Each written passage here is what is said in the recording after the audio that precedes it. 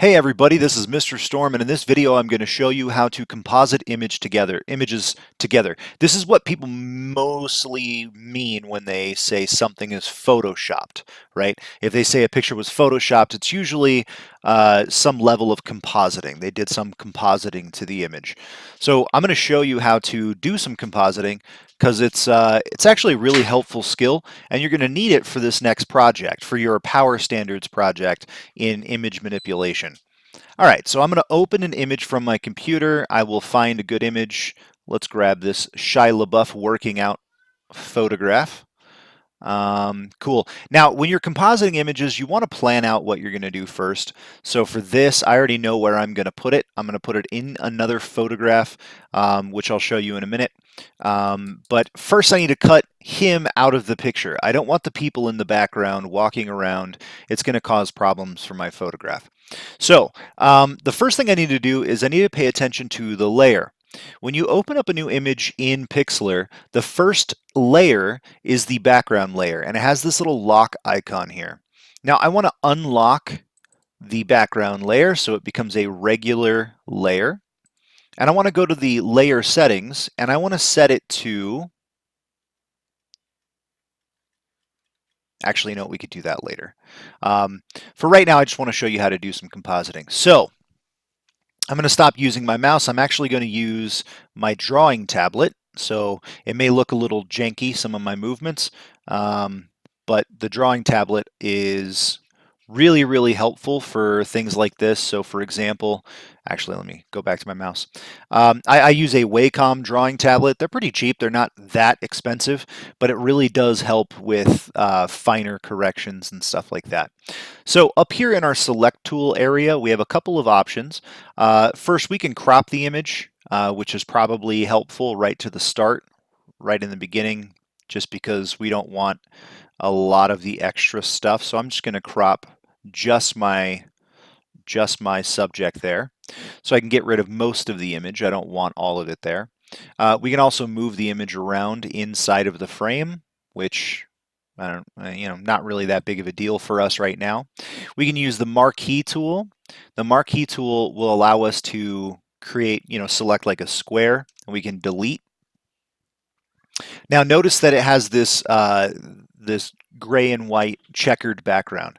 That gray and white checkered background, really what it means is that that part of the image will show up transparent whenever I export this as a PNG. So if I take this part of the image right now, or this image right now as it is, and I export it, then we will see all of this stuff, and then this little square piece, this little shape making it kind of look like a short Utah, right?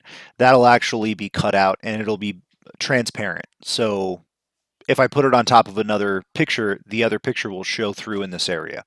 So what we want to do is we want to actually make this whole image that checkered background except for just our subject here. And we can do that with a couple of tools. There's another option on the marquee select tool to make it a circle or an ellipse. We can do that too.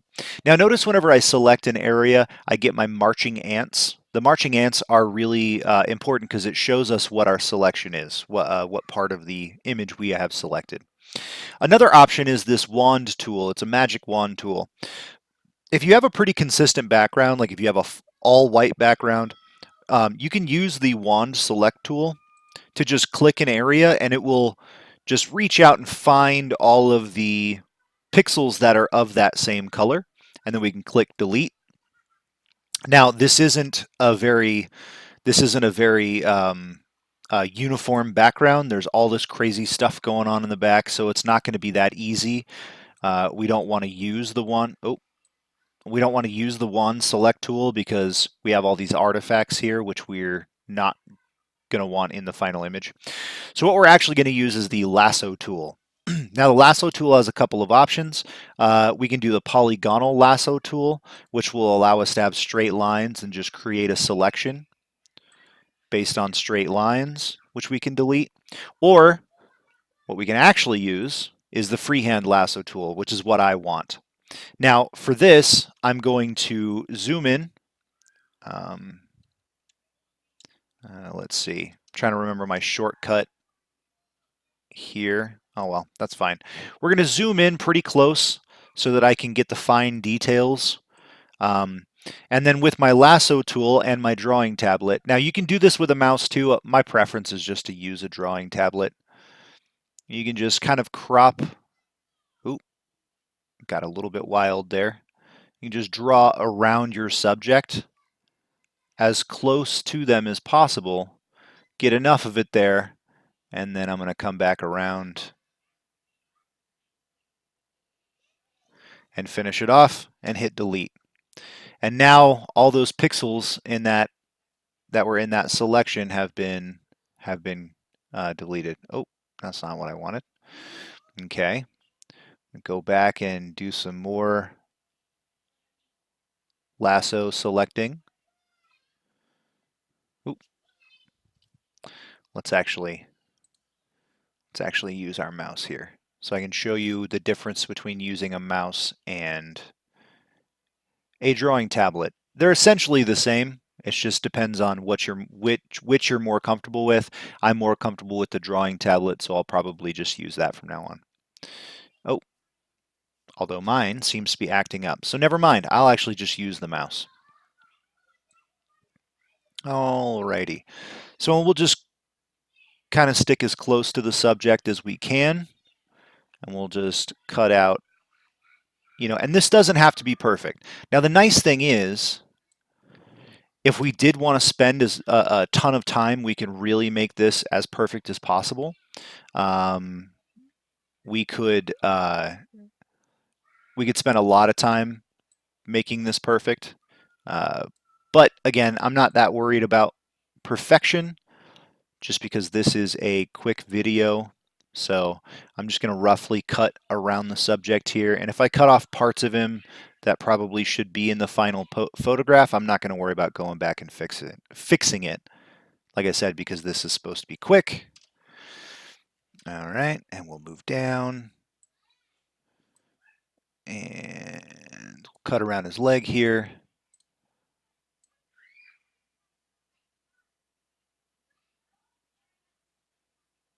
And all this has been cut out already with our handy magic wand tool. Cut that out. Move over and get around his foot, which actually is pretty good. It's all been composited pretty well, so I'll come down here.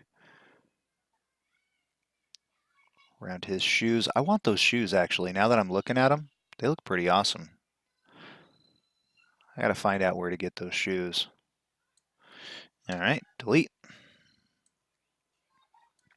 And around his crotchal region. Don't spend too much time there, ladies. Just kidding. Spend as much time as you want. I don't care. Who am I, your supervisor? Do what you want to do. All right, we'll come over here. Now, when you're compositing, it's really important to pay attention to which parts of the image are part of your subject and which aren't. Like that right there, that's that dude's leg and foot from behind him. So I need to cut that part out of the image as well.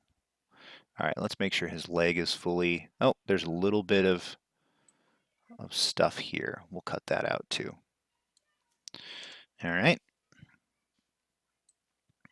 And then we'll come over here and we'll do some more compositing, finish this guy off. Sorry if this is kind of a tedious process to watch. I'll try to make it a little bit sloppier and go a little faster here. Things like hair and fingers, some really fine details, these can take the longest, and if you don't do well, you'll get a sloppy project or a product like what I'm about to show you, because I did not do well on his fingers there. But you get a really weird looking sloppy piece, but that's okay. Again, this isn't going to be perfect, and I'm not going to expect perfection from myself on this one. Now for your projects, I definitely want you to take as much time as you need to make it look as good as you can make it. So I want to see really, really great composites from you guys. But in the interest of time, I'm not going to worry that much about making mine perfect. All right, and we're just about done. I'm just going to go back up here, get around the rest of his head. Okay. Now this is kind of a pixelated image. I probably should have used a higher quality photograph to begin with, but it's okay because I know what the final product's going to look like, and it doesn't really require perfect compositing. Sorry, the train's going by. Doesn't really require perfect compositing or perfect quality image because again, I know what it's going to look like when I'm done. All right, I'm going to zoom out. Now my subject is isolated. I can actually just get rid of the rest of the stuff using, the marquee select tool. Oh, it's still set as a circle. Let's go ahead and make it a square. And we can just cut out the rest of this stuff, all the little artifacts and the rest of the image. And look closely.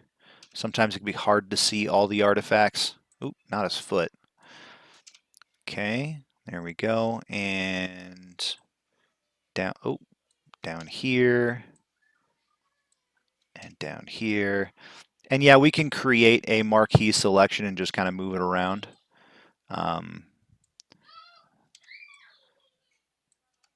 Or we can just create a new selection.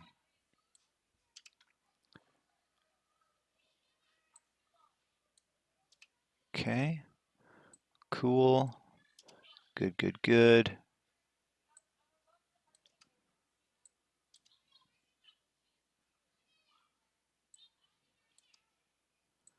All right.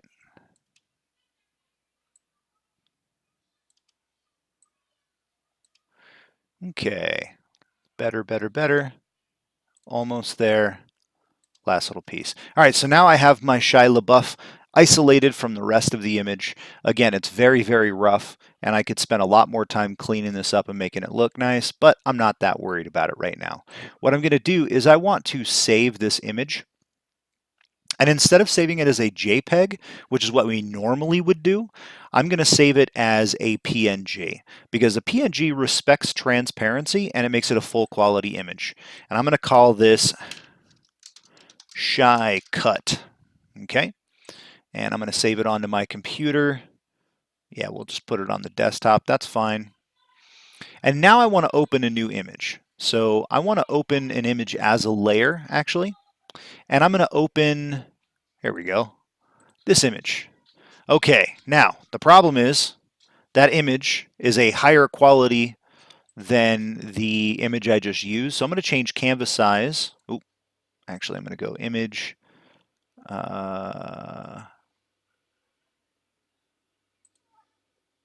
Actually, you know what? I'm going to come up with a new image and I will set it to, I'm going to set this to a 12 by 78. Click OK. And I'm going to open an image, which will be this guy. And it will make it, oh, you know what? I didn't need to create the new image. That's okay. That's fine. All right, good. We're still where we need to be. All right, that I can get out and get rid of it. No. All right, so now I have this Batman v Superman Dawn of Justice still from the movie. And what I want is I want to put my Shia LaBeouf right here. I want to put him right there over top of Superman. So I'm going to layer and open image as layer, and I will find my Shia LaBeouf image. There we go, my Shy Cut image, and click open. And notice he comes in and he's on top of the other image, but we can see through him, right? We can see all those areas that we cut out, okay? So first thing I want to do is I want to size him, and I can see I have a bunch of artifacts over here, but that's okay. So what I want to do is I want to scale him down. So I'm going to go to Free Transform. I'm going to hold my Shift key while I scale him down. Okay, and move him over top of Superman there. Probably scale him up just a little bit more.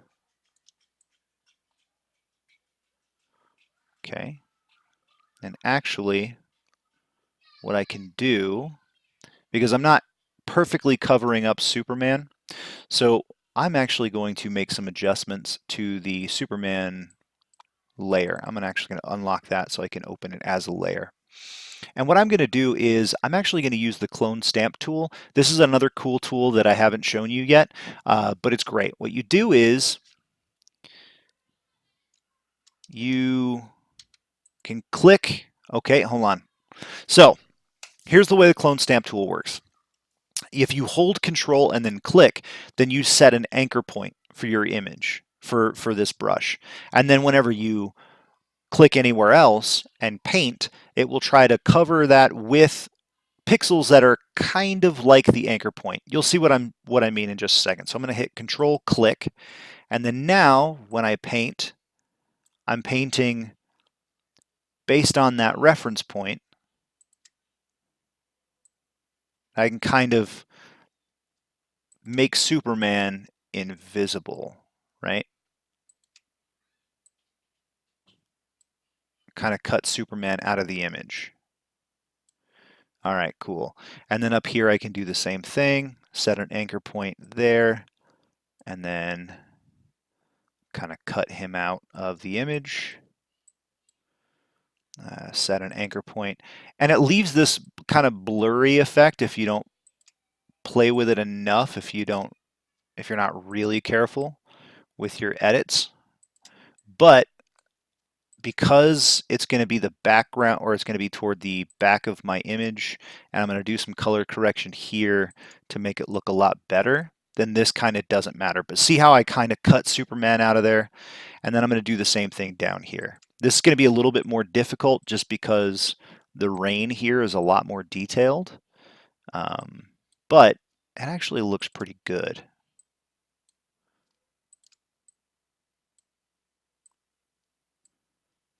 Okay, do some more here. Oop, oop, oop. That was kind of messy. I'll have to cover that up later with my Mr. LaBeouf. Okay, cool. Now this is a really, really, really helpful tool, and this is the kind of tool where if you get good at it, you can make some really impressive changes to some pictures, cut out full subjects and whatnot. All right, so that's good enough. I'm not going to spend more time playing with it. All right, so now I can put Shia LaBeouf. Oh, grab the wrong image. I had the wrong layer selected. So now I can grab Shia LaBeouf and I can put him where I want him. And I'm going to scale him down again just because he doesn't look kind of natural in that. Put him like right there. That works. Yeah. Okay, so now he looks like he's where he's supposed to be, but it doesn't look very good, right? He doesn't look like he's a part of this image. So this is when color correction comes into play. So I can throw an adjustment layer onto this area, and I actually think a cross process, maybe not, as I set it. Nope. Let's go back. Let's go into curves and let's curve this guy out. We want a little bit more, a little bit deeper, a little darker. Okay. We're going to bring up the bottom end just a little bit. Okay. Okay. All right. And because this is oh, I didn't keep my changes. Let's do that again.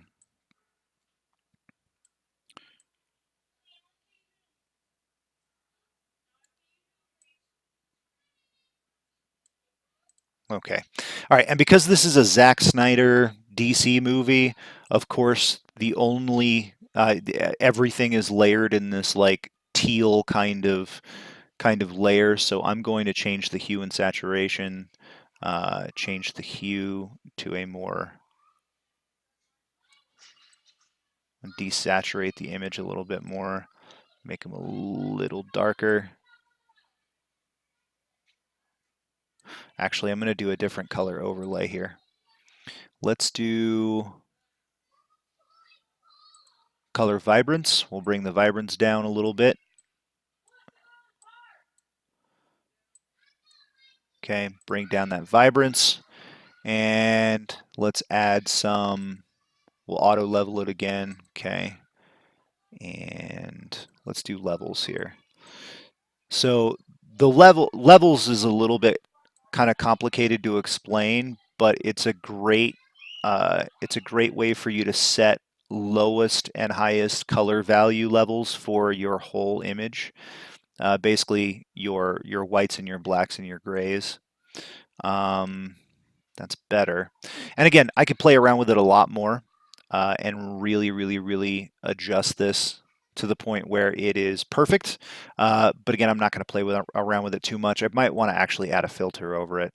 Let's noise it up, but not that much. Let's drop a little bit of like film grain on it just to make it feel a little bit more natural.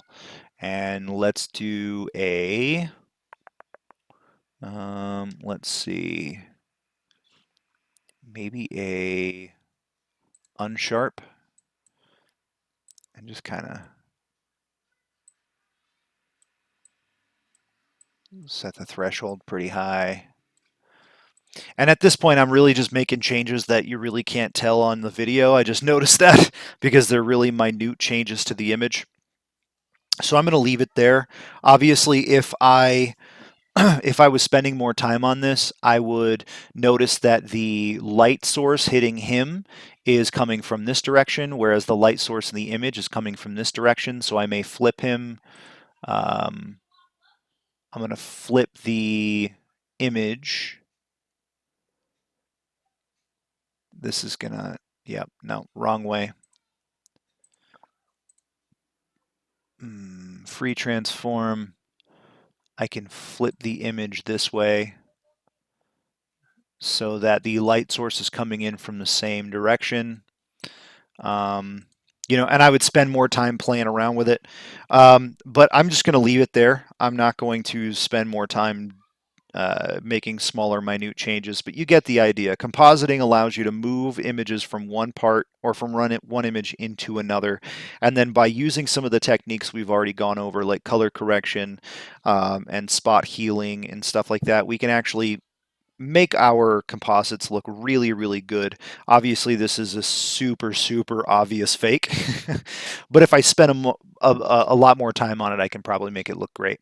But I'm not going to, because this video is already long enough. So I'm going to shut up and I'm going to let you get to work practicing this technique and using this technique to create your cool Power Standards Battle of the Century assignment.